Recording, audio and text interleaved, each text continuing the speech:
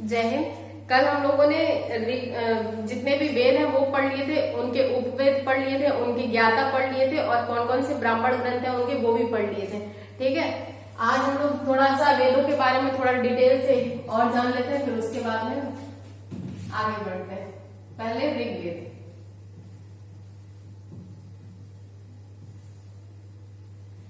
ऋग्वेद में 1028 ऋचाएं हैं। इन्हीं ऋचाओं के कारण ही इसका जो नाम है वो ऋग्वेद पड़ गया। ठीक है, और 10,580 सूक्ति हैं। ठीक है, फिर उसके बाद में क्या है, इसमें क्या बोलते हैं, 2 से लेकर के 7 तक के मंडल वो पुराने हैं, बाकी के मंडल जो है वो बाद में जोड़े गए।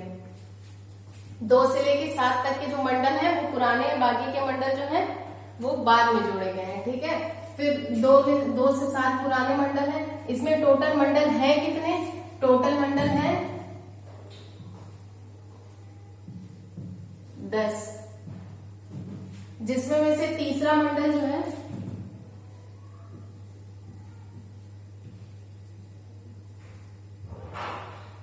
तीसरे मंडल में गायत्री मंत्र की चर्चा है।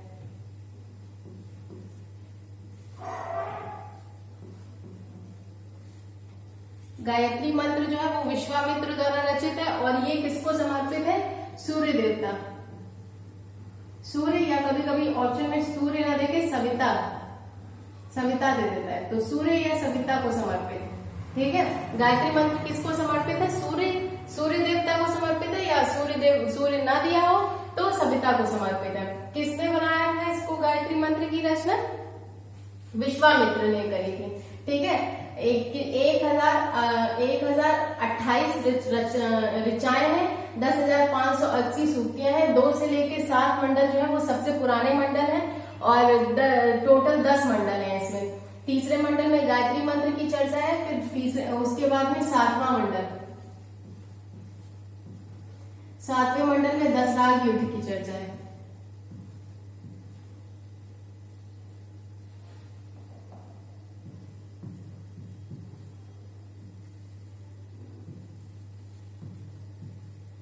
इसमें 10 राजाओं का युद्ध, 10 कबीलों के राजाओं का जो है युद्ध हुआ था। ठीक है, इसमें कौन जीता था? भरत जीते थे, जिनके नाम पे आर्य और अनार्य दोनों कबीलों में युद्ध हुआ था। जिस भरत कबीला, जो आर्यों का कबीला था, वो जीता था, उन्हीं के नाम पे भरत के ही नाम पे भारत का नाम भारत पड़ा था। ठीक है, ये चीजें आप लोग ध्यान रखिएगा। इस 7वें मंडल में दशराग युद्ध की चर्चा है। इससे पहले युद्ध की चर्चा नहीं हुई थी। क्यों नहीं हुई थी? क्योंकि सिंधु सभ्यता के जो लोग थे वो युद्ध से परिचित नहीं थे, उनको तलवार वगैरह का कोई ज्ञान नहीं था। 9वें मंडल में क्या है? 9वें मंडल में सोमदेव की चर्चा है, सोमदेव के बारे में बताया गया है। और 10वें मंडल में पुरुष सूक्त।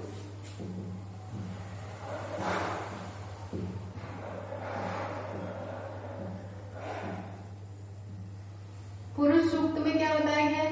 पुरुष सूक्त में बताया गया है कि ब्राह्मण का जो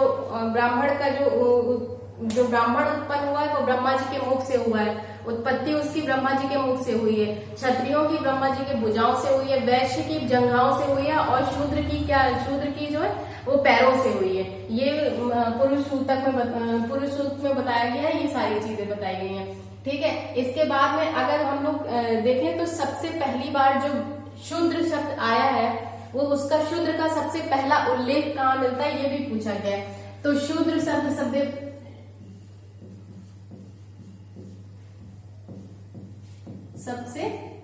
पहले ये कहाँ मिला है? ऋग्वेद में मिला है। ठीक है, शूद्र शब्द सबसे पहले ऋग्वेद में मिला है। फिर उसके बाद में गोत्र शब्द की चर्चा भी सबसे पहले यहीं पे हुई है। ठीक है, गोत्र शब्द जब शादी वगैरह होती है तो गोत्र वगैरह मिलाए जाते हैं, तो ये जो गोत्र है इसकी चर्चा सबसे पहले कहाँ हुई है? गोत्र शब्द की चर्चा सबसे पहले ऋग्वेद में हुई है।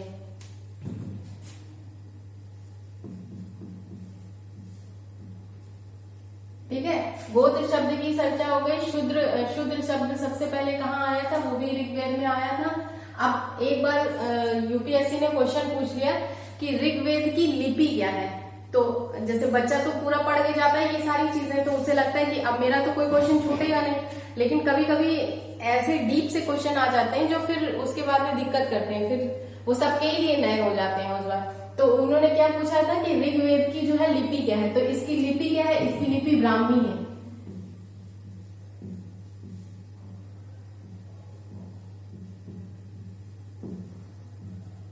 ऋग्वेद की लिपि क्या है, तो ऋग्वेद की लिपि जो है वो ब्राह्मी है।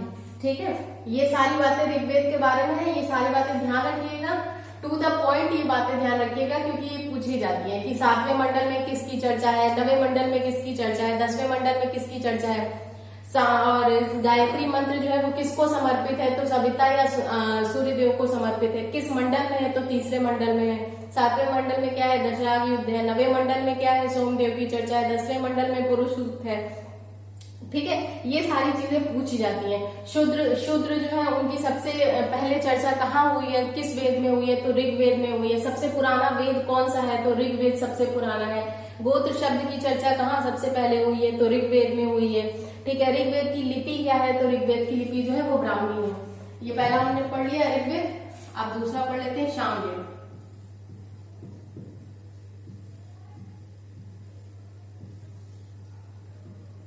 सामवेद जो है इसमें 1875 मंत्र हैं। इन 1875 मंत्रों में से सिर्फ 99 मंत्र जो हैं, 99 मंत्र वही इसके मूल मंत्र हैं।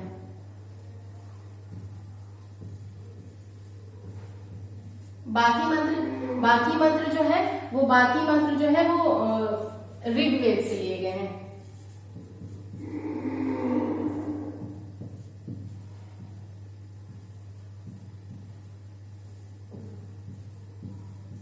बाकी जो मंत्र है वो ऋग्वेद से लिए गए।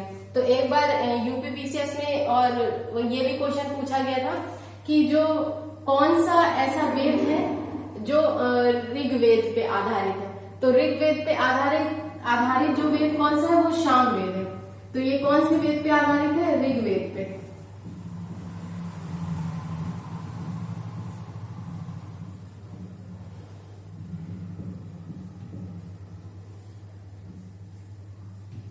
ठीक है, ये सामवेद क्या है, ऋग्वेद पे आधारित है। इसमें क्या है, टोटल 1875 मंत्र हैं, जिसमें में से सिर्फ 99 मंत्र ही इसके मूल मंत्र हैं। बाकी जो मंत्र हैं वो कहाँ है, वो ऋग्वेद से लिए गए हैं, ऋग्वेद पर आधारित है। इसमें सा, रे, गा, मा, पा, धा, नी। ठीक है, इसके बारे में पूरा सारे गामा पाधानी जो सरगम है हमारी, वो कहाँ से मिली है, हमें सामवेद से मिली है। तीसरा हम लोग देख लेते हैं यजुर्वेद।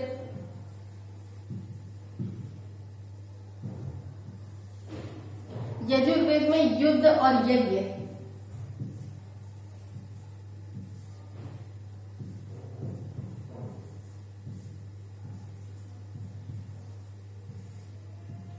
युद्ध और यज्ञ के बारे में चर्चा है। मतलब युद्ध और यज्ञ में क्या वो होंगे, क्या उसकी किस तरह से वो चीजें होंगी, युद्ध और यज्ञ में कौन से मंत्र पढ़े जाएंगे, कौन सा क्या चीज होगी, तो ये सारी चीजें कहाँ लिखी हुई हैं, यजुर्वेद में लिखी हुई हैं। ये यजुर्वेद के 2 टाइप हैं, एक कृष्ण यजुर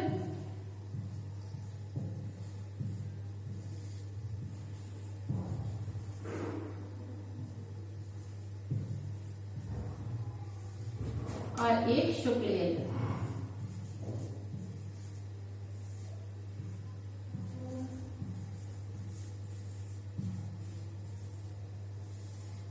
कृष्ण यजुर्वेद जो है वो गद्य और पद्य दोनों में है।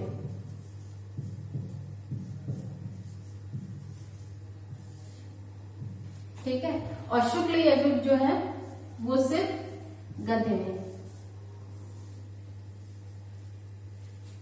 ठीक है, ये कृष्ण यजुर जो है वो गद्य और पद्य दोनों में है। कृष्ण यजुर जो है गद्य पद्य दोनों में है, और शुक्ल यजुर जो है, शुक्ल यजुर केवल पद्य में है।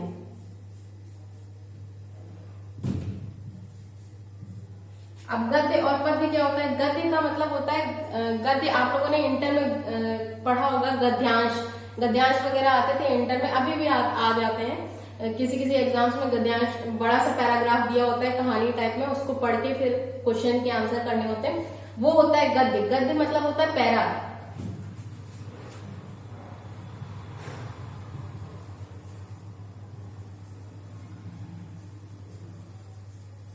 ठीक है, गद्य का मतलब क्या होता है? पैराग्राफ। और पद्य का मतलब क्या होता है? पद्य का मतलब पोएट्री भी होता है। पद्य का मतलब ऐसा होता है जिसमें राइमिंग्स हो, राइम हो। ठीक है, मतलब जो गाया जा सकता है, गाई जा सकने वाली चीजें जो होती हैं वो पद्य होती हैं। ठीक है, गद्य क्या होता है? पैराग्राफ होता है। पद्य क्या होती है? पोएट्री टाइप की चीजें होती हैं, या फिर वो चीजें जो राइमिंग जिसमें होती है, जो गाई जा सकती हैं, या जिनमें गा के, जैसे मंत्र वगैरह होते थे, मंत्र वगैरह का जब उच्चारण किया जाता था तो उन्हें एक लय में गाया जाता था, वो चीज क्या होती है? वो चीज होती है पद्य। और गद्य क्या होते हैं? गद्य एक कहानी टाइप की होती है, पैराग्राफ टाइप के उसमें होते हैं, तो वो क्या होता है? पद्य होता है। तो कृष्ण यजुर जो था वो गद्य और पद्य दोनों में था, शुक्ल यजुर जो था वो सिर्फ पद्य में था। ठीक है, ये चीजें ध्यान रखिएगा आप लोग।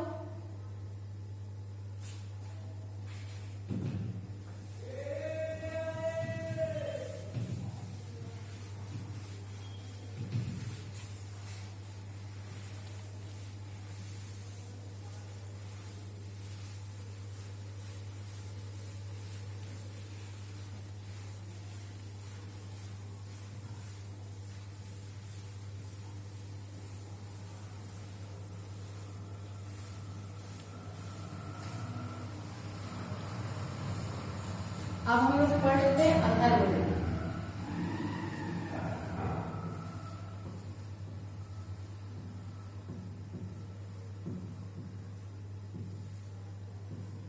अथर्ववेद में क्या है? अथर्ववेद में क्या है? जादू टोना,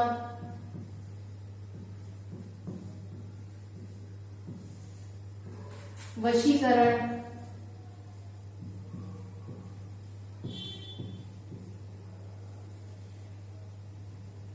ये सारी चीजें जो है ये अथर्ववेद में। अच्छा, एक बार यूपीएससी ने क्वेश्चन पूछा कि क्या बोलते हैं, आयुर्वेद का पहला दर्शन कहाँ होते हैं? आयुर्वेद के सबसे पहले दर्शन कहाँ होते हैं? तो आप लोग सोचेंगे कि आयुर्वेद जो है वो तो यजुर्वेद, ऋग्वेद का उपवेद है, तो वहीं पे आयुर्वेद के पहले दर्शन होंगे। ऐसा नहीं है, आयुर्वेद का पहला दर्शन कहाँ होता है? तो अथर्ववेद में।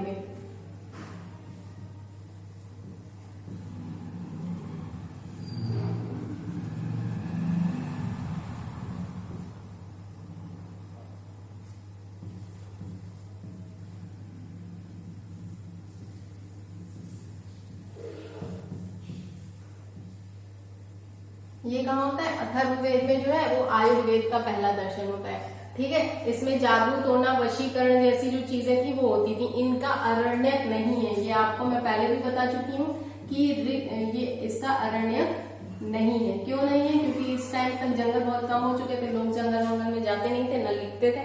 तो जंगल में जाके लिखने वाले ग्रंथ या साहित्य को ही अरण्यक कहा जाता था। जब जंगल में कोई जाएगा ही नहीं, लिखेगा ही नहीं, तो अरण्यक ऑब्वियस सी बात है कि अरण्यक नहीं होंगे। ठीक है, अरण्यक इनके नहीं थे। और ये क्या है? ये वेद त्रयी में भी नहीं था। अगर वेद त्रयी में पूछा जाए कौन सा वेद नहीं है, तो ये भी मैं आपको बता चुकी हूँ, पहले भी पढ़ा चुकी हूँ कि वेद त्रयी में अथर्ववेद नहीं आता था। ठीक है, ये सारा हम लोगों ने वेदों के बारे में पढ़ लिया।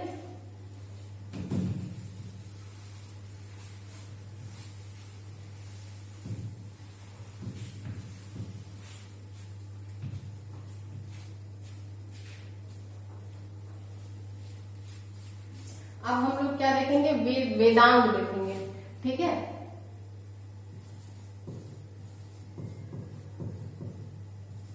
वेदांग के लिए एक आप लोग शॉर्टकट याद रखिएगा, ब्याजो निशी कच्छ।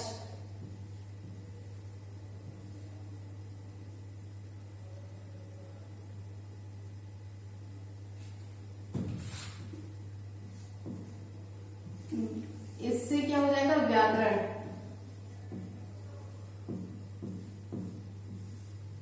जो से क्या हो जाएगा, ज्योतिष।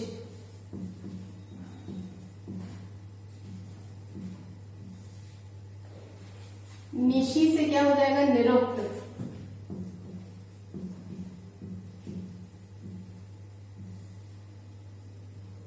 नी से निरुक्त हो जाएगा और सा से हो जाएगा शिक्षा।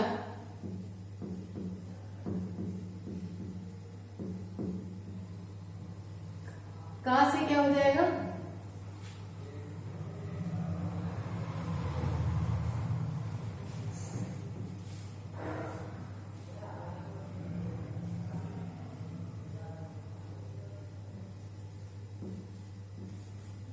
का से हो जाएगा कल, ठीक है, और छा से हो जाएगा छंद। ब्याजो निशी कच्छ।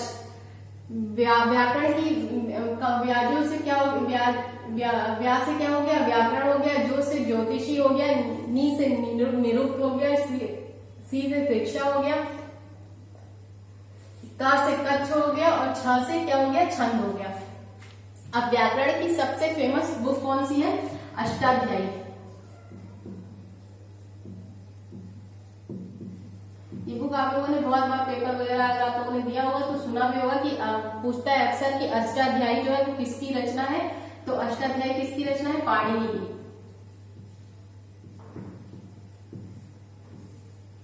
ठीक है। ज्योतिष की सबसे फेमस रचना कौन सी ज्योतिष की सबसे फेमस बुक है, बृहद संहिता।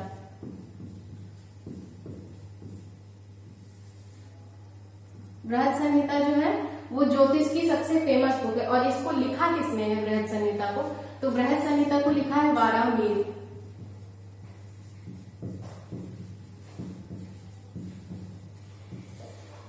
ठीक है, बृहद संहिता को किसने लिखा है, वाराहमिहिर ने लिखा है। ब्याजो निशी कच्छ 4 बार बोलिएगा, आपको ऑटोमेटिक याद हो जाएगा। ठीक है, व्याकरण, ज्योतिष, निरुक्त, शिक्षा, कल्प और छंद, ये जो 6 हैं, 2, 2, 4, 2, 6, ये 6 जो है ये वेदांग है। ठीक है, वेदों के अंग है। पहले वेदों को पढ़ने से पहले वेदांग पढ़े जाते हैं, क्योंकि अगर कोई चीज आप जैसे क्या बोलते हैं, जैसे आप कोई भी सब्जेक्ट होता है उसको पढ़ने से पहले क्या करते हैं, उसकी क्लास करते हैं, उसको इजी वे में समझने की कोशिश करते हैं। तो वेदों को इजी वे में समझने के लिए आपको पहले क्या, वेदांग पढ़ने पड़ेंगे। अगर आपने वेदांग नहीं पढ़ा है तो डायरेक्ट वेद पढ़ेंगे तो आपको समझ में नहीं आएगा। तो वेदों को पढ़ने के लिए पहले क्या पढ़ना पड़ेगा, पहले वेदांग पढ़ने पड़ेंगे। पहले हम वेदांग पढ़ेंगे, जब हमें वेदांग समझ में आ जाएंगे तब फिर उसके बाद हम लोग क्या पढ़ेंगे, तब उसके बाद हम लोग पढ़ेंगे वेद। ठीक है, ये वेदों के अंग है, वेदों के अंग वेदांग। ठीक है, ये चीजें ध्यान रखिएगा। अब हम लोग पढ़ लेते हैं पुराण के बारे में।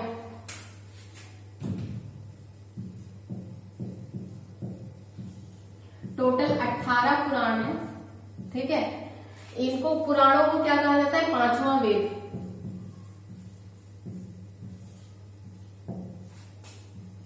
ये क्वेश्चन बहुत बार आया है कि 5वां वेद किसे कहते हैं, तो 5वां वेद किसे कहते हैं, पुराण को कहते हैं। ठीक है, ये चीज ध्यान रखिएगा। 4 वेद हम लोगों ने पढ़े थे, ऋग्वेद, यजुर्वेद, सामवेद, अथर्ववेद। अब 5वां वेद क्या पढ़ रहे हैं, 5वां वेद किसको कहते हैं, 5वां वेद पुराण को कहते हैं। ठीक है, और पुराणों को वेदों का वेद भी कहते हैं।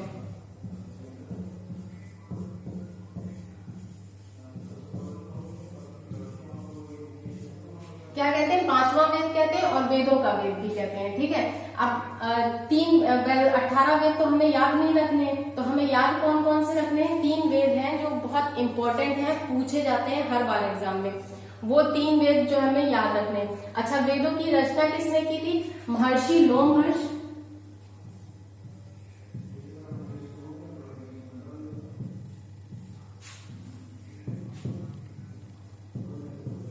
और उनके पुत्र थे उग्रश्रवा। महर्षि लोमहर्ष और उग्रश्रवा ने जो थी वो पुराणों की रचना करी थी। ठीक है, पुराणों की रचना किसने करी, लोमहर्ष, महर्षि लोमहर्ष और उनके पुत्र उग्रश्रवा ने। 5वां वेद इसको कहते हैं और वेदों का वेद भी इसे कहते हैं। ठीक है, अब 3 वेद जो बहुत इंपॉर्टेंट है वो हम लोग देख लेते हैं। पहला कौन सा हो गया, सॉरी वेद कह रहे हैं, पुराण देख लेते हैं। विष्णु पुराण,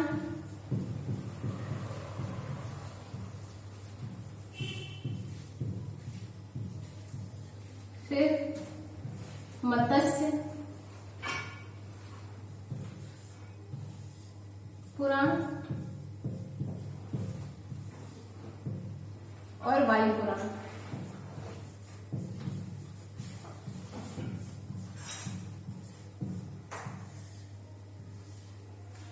विष्णु पुराण से जो हमें है, विष्णु पुराण से हमें मौर्य वंश की जानकारी मिलती है।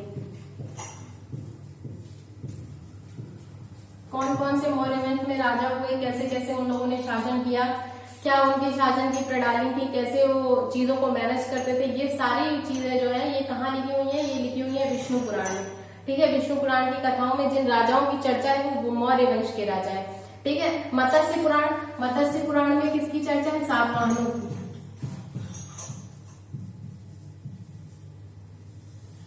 और वायु पुराण में किसकी चर्चा है, तो गुप्त वंश की चर्चा।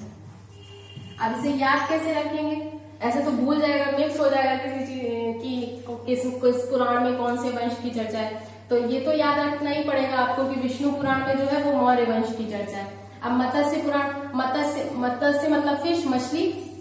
ठीक है, अब मछली जो है वो घर में कौन बनाता है, मोस्टली जो घर में खाना कौन बनाता है, लेडीज ही बनाती है मोस्टली 90%। ठीक है, क्यों आज भी भले ही कुछ भी हो, कितना भी डेवलप हो गई हो चीजें, कितना भी बोला जाए कि लड़कियां जो है वो लड़कों के बराबर है, लेकिन हमारी जो इंडिया में जो सोसाइटी है वो मेल डोमिनेटेड सोसाइटी है, तो 90% चीजें ऐसी ही होती हैं। ठीक है, कि घर में खाना 90% कौन बनाती है, औरतें ही बनाती हैं। तो औरतें बनाती हैं, मछली कौन बनाता है, औरतें बनाती हैं। और सातवाहन वंश क्या था, वो क्या था, मातृ सत्तात्मक था।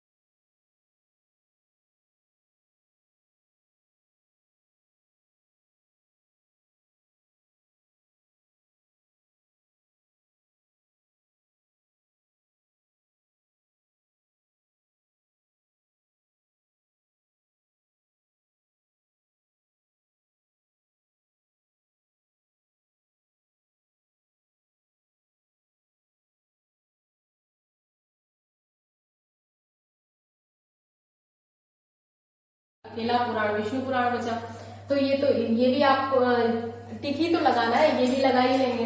ठीक है, विष्णु पुराण में मौर्य वंश की चर्चा है, मत्स्य पुराण में सातवाहन वंश की चर्चा है, और वायु पुराण में गुप्त वंश की चर्चा है। ठीक है, वायु गुप्त रूप से बहती है, किसी को दिखती नहीं है, तो गुप्त वंश की चर्चा हो गई। ठीक है, ये गुप्त वंश की चर्चा हो गई, ये हम लोग यहाँ तक देख लिए। अब हम लोग थोड़ा उपनिषद देख लेते हैं। वायु पुराण में ही लिखा हुआ है, क्या लिखा हुआ है कि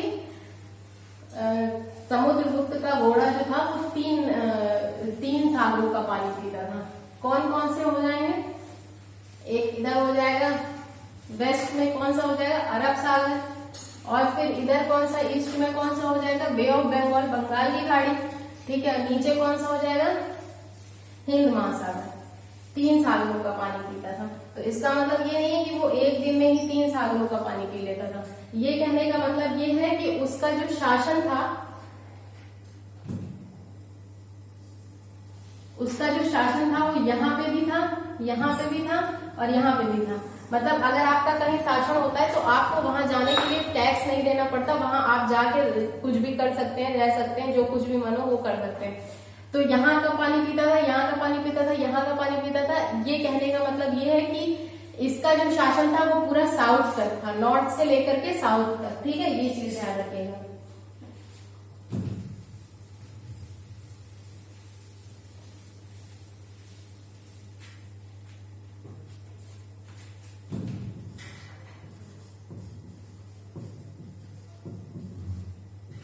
उपनिषद कितने हैं? टोटल 108 है, जिसमें से 13 ही जो है वो मान्य है।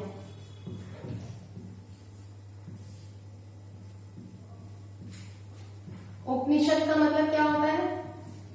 उपनिषद का मतलब होता है गुरु के समीप बैठकर ज्ञान प्राप्त करना।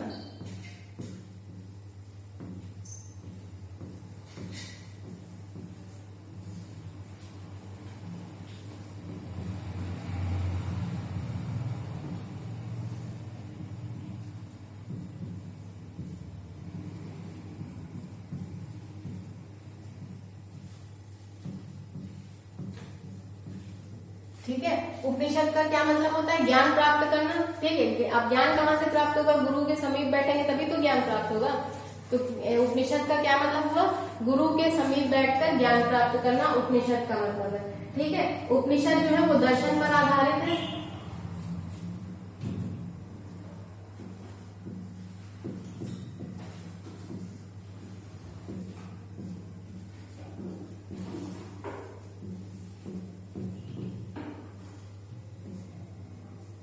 उपनिषद किस पर आधारित है? दर्शन पर आधारित है।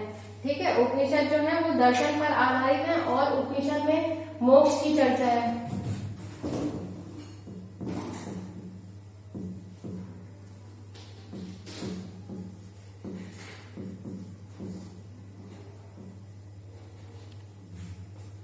ठीक है, इसमें मोक्ष की चर्चा है, इसमें भक्ति की भी चर्चा है। जब आप लोग आगे चलेंगे तो क्या बोलेंगे, 6th सेंचुरी में जब शंकराचार्य आएंगे तो वहां पे भी हम लोग थोड़ा उपनिषद की चर्चा करेंगे। ठीक है, तो भक्ति के बारे में भी उपनिषद में बताया गया है। उपनिषद, अब उपनिषद है कौन कौन से? सबसे जो बड़ा उपनिषद है वो कौन सा उपनिषद है?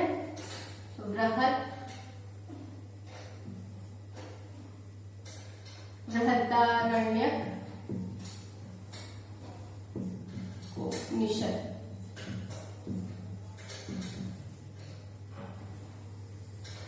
ये सबसे बड़ा उपनिषद है।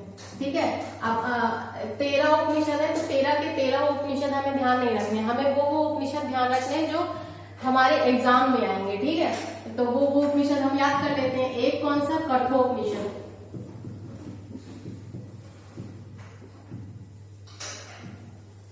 कठोपनिषद में क्या है? कठोपनिषद में यम और नचिकेता,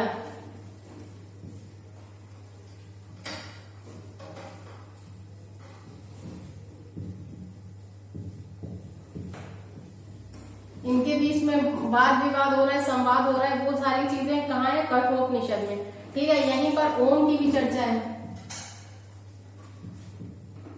ठीक है, उसके बाद में कौन सा उपनिषद आता है जो हमें याद रखना चाहिए? एक आता है मुंडकोपनिषद।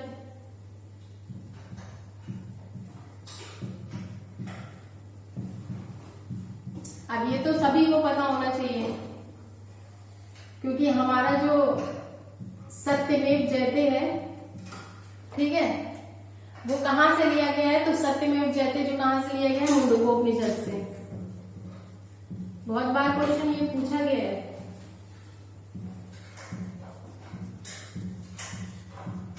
सत्यमेव जयते कहां से लिया गया है? मुंडकोपनिषद से लिया गया है। सबसे छोटा उपनिषद कौन सा है? मांडूक्य।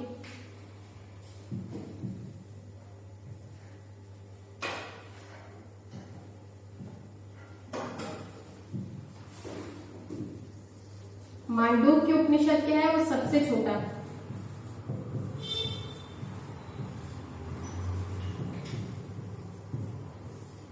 सबसे छोटा उपनिषद कौन सा है? मांडूक्य उपनिषद है। और एक है जबालोपनिषद।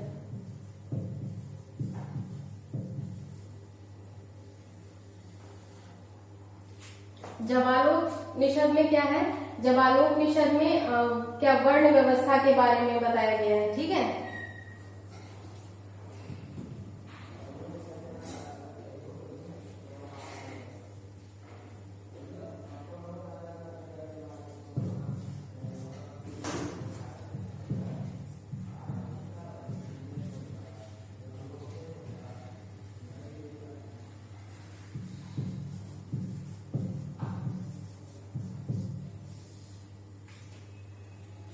आश्रम व्यवस्था के बारे में इसमें बताया गया, जैसे ब्रह्मचर्य, फिर उसके बाद कौन सा आश्रम होता है? पहले होता है, पहले बच्चा छोटा होता है, जीरो से लेके मतलब जब से पैदा होता है तब से 5 साल तक में उसका कोई आश्रम नहीं होता है। फिर वो जाता है पढ़ाई करने के लिए, ठीक है, तो 5 साल से 25 साल तक, ठीक है, ब्रह्मचर्य होता है। फिर 25 से 50, फिर 50 से 75 और 75 से 100, ठीक है। पहले कौन सा आश्रम होगा? ब्रह्मचर्य होगा। फिर उसके बाद में क्या करेगा? विवाह वगैरह करेगा अपना, ठीक है। फिर उसके बाद में क्या आएगा? वानप्रस्थ आएगा, मतलब अब विवाह कर लिया, उसका घर का भी सिस्टम खत्म हो गया, अब क्या होगा? वो घर भी देखेगा, बाहर भी देखेगा। फिर उसके बाद में क्या होगा? संन्यास ले लेगा, सन्यासी हो जाएगा। तो ये सारी चीजें जो है, ये सारी चीजें कहाँ लिखी है? जवालोपनिषद में लिखी है, ठीक है। फिर एक उपनिषद आता है छंदोग्य।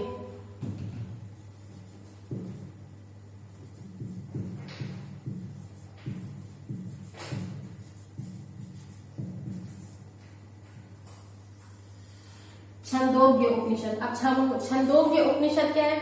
ये क्वेश्चन जो है ये पूछा गया है, ये यूपीएससी ने पूछा है, ठीक है।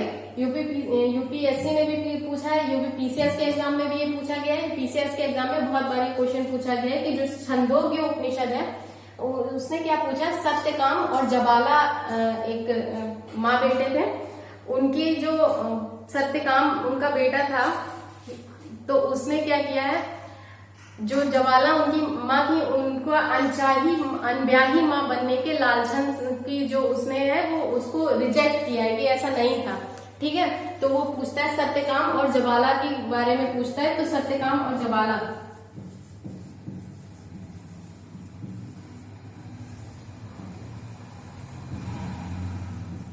ये इनकी कहानी जो है, अनचाही माँ के लालचन से क्या बोलते हैं, उन्होंने इनकार किया था। तो ये कहाँ पे लिखा हुआ है? ये छंदोग्य उपनिषद में लिखा हुआ है, और ये क्वेश्चन पूछा गया है, इसलिए ध्यान रखिएगा।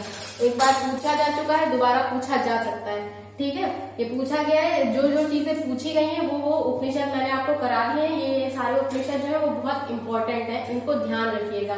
एक आता है आलोकनिषद। आलोकनिषद जो है ये हमारे 13 उपनिषदों में से नहीं है, ठीक है। आलोकनिषद जो है वो अकबर के टाइम पे अकबर ने उसकी रचना कराई थी, ठीक है। आलोकनिषद जो है वो हमारे उपनिषद में से नहीं है। उसका नाम भले ही मैच करता है, वो नाम भले ही आलोकनिषद है तो मैच करता है, तो लगता है कि उपनिषद का ही कोई एक उपनिषद होगा, लेकिन ये 13 उपनिषदों में से नहीं है, ठीक है। ये चीज ध्यान रखिएगा।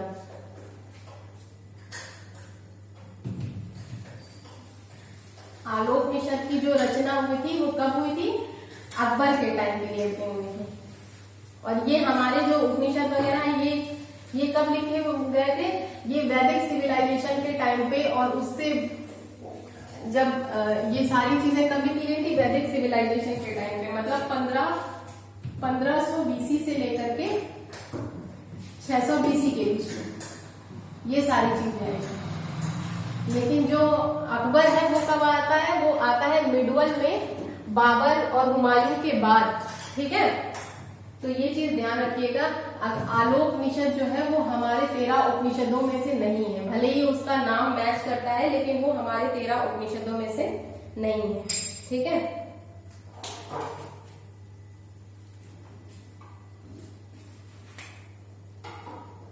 अब हम लोग पढ़ लेते हैं स्मृतियां।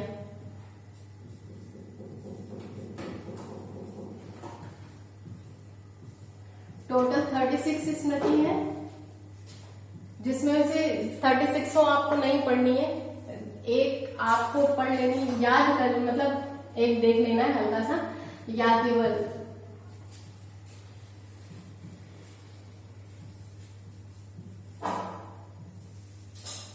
स्मृति,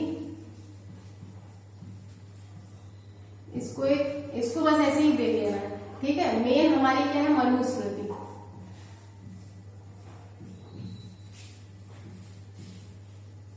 मेन कौन सी स्मृति? मनुस्मृति।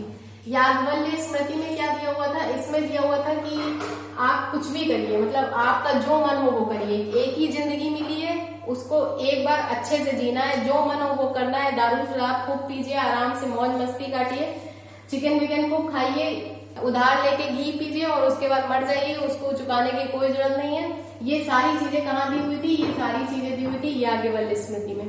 ठीक है, मनुस्मृति पहले जो होता था, जैसे हमारे अभी संविधान लागू है, ठीक है, संविधान लागू है तो सारी चीजें संविधान के अकॉर्डिंग होती है। कोई भी रूल है, कोई भी रेगुलेशन है तो वो संविधान के अकॉर्डिंग है। लेकिन उस टाइम पे क्या होता था, वहां पे संविधान ही होता था। ये मनुस्मृति जो थी वो पुराने जमाने में संविधान ही था, वैदिक सिविलाइजेशन वगैरह में ये संविधान ही था। ठीक है, वहां का संविधान है ये मनुस्मृति। ठीक है, ये संविधान है। फिर उसके इसमें क्या लिखा हुआ था, इसमें लिखा हुआ था कि विवाह की उम्र क्या होगी, 25 साल का मेल, 25 साल का लड़का 12 साल की लड़की से शादी कर सकता है। ठीक है, मतलब आधे से भी कम उम्र की लड़की, 25 साल का लड़का 12 साल की लड़की से शादी कर सकता है। मतलब देखिए क्या ही संविधान था इनका, है ना। फिर उसके बाद में इसमें क्या दिया हुआ है, इसमें दिया हुआ है 8 प्रकार के विवाह दिए हुए हैं।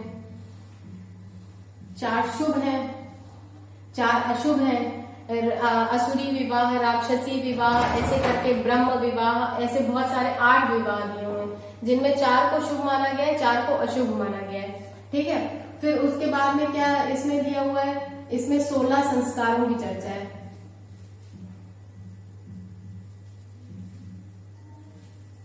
पहले जमाने में जो बच्चा होता था उसके 16 संस्कार कराए जाते थे, सारे 16 के 16। आज तो लोगों को नाम भी नहीं याद होंगे 16 संस्कार के, लेकिन पहले के जमाने में ये संस्कार कराए जाते थे। ठीक है, जैसे बच्चा जब माँ के पेट में आता है तो उस संस्कार का नाम क्या है, गर्भाधान। ठीक है, ऐसे ही कर करके 16 संस्कार होते थे। और अंतिम संस्कार क्या होता था, आखिरी संस्कार जो होता था वो अंतिम संस्कार होता था। ठीक है, उससे पहले विवाह, विवाह के बाद अंतिम संस्कार, ये आखिरी संस्कार होता था। ठीक है, अब जैसे मुंडन हुआ तो वो भी संस्कार था, बरहा हुआ वो भी संस्कार था। ठीक है, ऐसे ऐसे करके पूरे 16 संस्कार जो थे वो पहले कराए जाते थे। ठीक है, फिर उसके बाद में इसमें क्या चर्चा है, आश्रम की चर्चा है।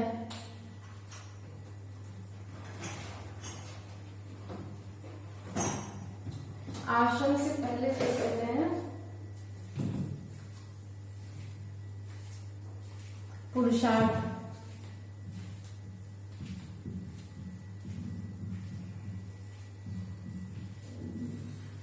चार पुरुषार्थ की चर्चा है इसमें। कौन कौन से, धर्म, अर्थ, काम और मोक्ष। ठीक है, ये 4 जो है ये पुरुषार्थ होते थे। कौन कौन से, धर्म, अर्थ, काम, मोक्ष। अब पुरुषार्थ क्या मतलब है, पुरुषार्थ का मतलब है कि हर चीज जो है वो किसी न किसी यूनिक वजह से बनी हुई है, उसका कोई ना कोई यूनिक काम है। ठीक है, जो उसी को करना है। तो अगर वो अपना काम नहीं कर पा रही है या अपना काम करने में असमर्थ है तो उसको बोलते थे कि इसने अपना पुरुषार्थ जो है खो दिया। जैसे ये मार्कर है, ठीक है, इसका काम क्या है, इसका काम है लिखना।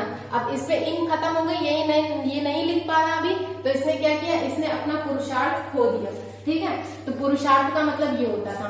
धर्म, अर्थ, काम, मोक्ष, 4 पुरुषार्थ होते थे। जैसे एक इंसान को क्या करना है, उसको धर्म के काम भी करने हैं, धर्म के काम करने हैं, लेकिन धर्म ही के काम नहीं करते रह जाने, उसको अर्थ पे भी कंसंट्रेट करना है, मतलब उसको पैसे पे भी कंसंट्रेट करना है। ऐसा नहीं है कि आप सबकी भलाई ही करते चले जा रहे हैं और आप फिर भीख मांग रहे हैं, तो ऐसा नहीं करना है। धर्म के साथ में अर्थ पे काम करना है, अर्थ के साथ में काम पे भी काम करना है, अपने परिवार को भी देखना है और फिर उसके बाद मोक्ष की प्राप्ति कर लेनी है। ठीक है, तो ये जो होता था, ये चीजें होती थी, स्टेप बाय स्टेप लोगों को ध्यान रखने होते, लोगों को ये करने होते थे। अगर जो ये नहीं कर पाता था तो मतलब उनका पुरुषार्थ जो है वो खो गया, उन्होंने अपना पुरुषार्थ जो है वो खो दिया, वो अब पुरुषार्थ उनका नहीं है। ठीक है, ये होता था। फिर 3 टाइप के जो थे ऋण होते थे, इसमें ऐसा लिखा हुआ था कि एक मनुष्य पे 3 तरह के ऋण होते हैं। कौन कौन सा ऋण होता है, एक होता है देव ऋण, एक होता है ऋषि ऋण,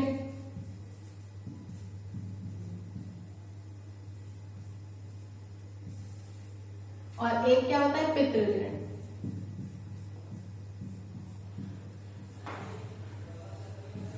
ठीक है, देव ऋण, देवताओं की वजह से आप धरती पर आए तो उनका आप पे कुछ ऋण है, तो वो ऋण आपको चुकाना है। ऋषि ऋण, जिसने आपको शिक्षा दी, जो ऋषि है, ऋषि मुनि पहले जमाने में शिक्षा देते थे, तो उनका भी ऋण आपको चुकाना पड़ेगा, आपको गुरु दक्षिणा वगैरह देनी पड़ेगी। पितृ ऋण, आपके जो पूर्वज हैं, जो आपके पितृ हैं, उनका भी कुछ ऋण आपके ऊपर है, ठीक है। अगर पितृ नहीं होते तो आप भी नहीं होते। तो ये चीजें, ये ऋण जो है वो इन्होंने बताया था कि इस पे 3 तरह के, हर मनुष्य पे 3 तरह के ऋण होते हैं, और ये ऋण जो है वो सभी को चुकाने होते हैं, ठीक है। फिर आश्रम व्यवस्था इन्होंने बताई, 4 आश्रम बताए। कौन कौन से आश्रम होते थे? पहले होता था कौन सा? ब्रह्मचर्य। पहले क्या होता था, जब बच्चा पैदा होता था, पैदा होने से 5 साल उससे कुछ नहीं करना होता था, क्योंकि 5 साल तक बच्चे को कुछ पता ही नहीं होता है, तो वो इधर खेलेगा उधर खेलेगा, कोई की गोदी में खेलेगा, कोई खिला रहा है, कोई खिला रहा है, तो ये 5 साल तो इसका ऐसे ही जाएगा। फिर 5 साल से 25 साल चले जाते थे, गुरुकुल भेज दिया जाता था, जाएंगे शिक्षा ग्रहण करेंगे, तो कौन सा? ब्रह्मचर्य का पालन करेंगे।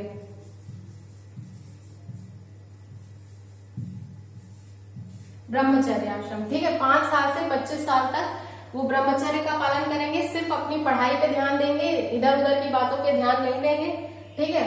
सिर्फ और सिर्फ अपनी पढ़ाई पे ध्यान देंगे। फिर उसके बाद 5 साल से 25 साल तक क्या होता था? गृहस्थ आश्रम होता था।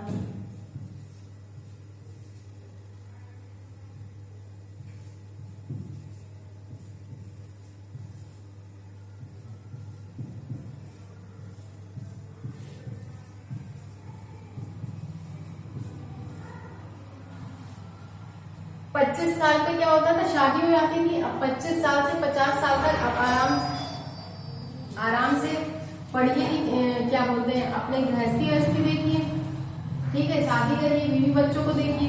ये क्या होता था? 25 से 50 साल तक, ठीक है। 25 से 50 साल क्या होता था? गृहस्थ आश्रम होता था।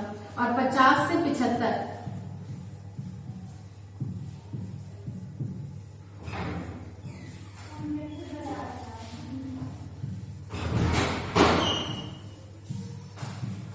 वानप्रस्थ, ठीक है। 50 से 75 क्या होता था? वानप्रस्थ। अब इसमें क्या होता था?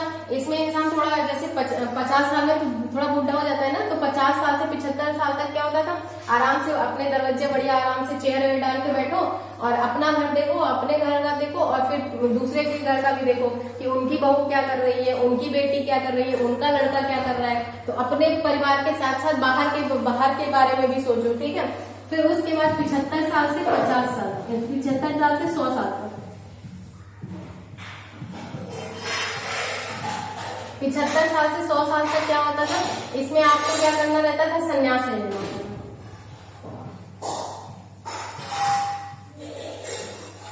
अब ये 75 साल से 100 साल तक भी नहीं बोल सकते, 75 साल से जब तक रहे